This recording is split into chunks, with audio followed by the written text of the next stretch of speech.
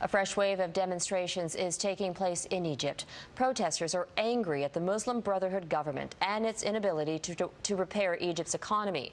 At least 7 people have been killed in the protests, including a young American student. Stuart Greer reports.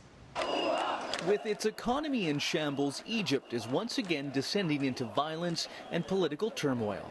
Offices of the ruling Muslim Brotherhood were torched in the port city of Alexandria and elsewhere in the country.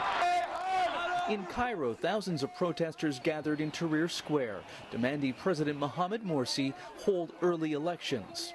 It is expected thousands more will join them Sunday for a mass demonstration to mark the first anniversary of the Islamist president coming to power. He should take the voice of the people seriously.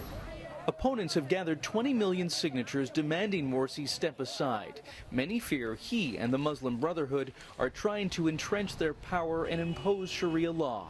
Others are frustrated with the chronic gas shortages and hold the president responsible for the country's poor economic performance. But we cannot take another 3 years under the rule of the Muslim Brotherhood, who've proved over the past year that they are only here to serve the interests of the Muslim Brotherhood group alone and not the interests of the Egyptian people.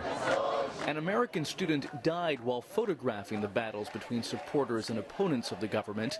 21-year-old Andrew Proctor of Maryland was fatally stabbed. That prompted Washington to pull out non-essential diplomatic staff and warn Americans against traveling to Egypt. Obviously, we're all looking at the situation there with concern. Ottawa is telling Canadians to exercise a high degree of caution and to stay away from demonstrations. With both sides planning huge protests tomorrow, Egyptians are preparing for the worst.